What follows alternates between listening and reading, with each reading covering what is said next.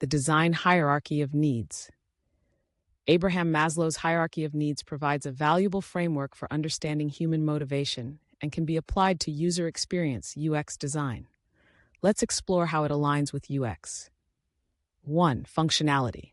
Functionality needs concern the most basic design requirements. This level pertains to the need for products to perform the tasks they were created to perform. Designs at this level are perceived to be of little or no value. 2. Reliability.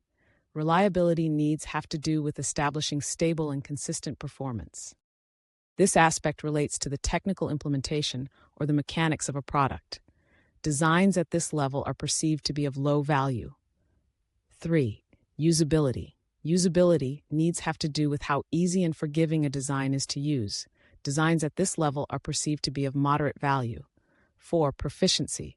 Proficiency needs have to do with empowering people to do things better than they could previously. Designs at this level are perceived to be of high value. 5. Creativity. Creativity is the level in the hierarchy where all needs have been satisfied and people begin interacting with the design in innovative ways. Designs at this level are perceived to be of the highest value.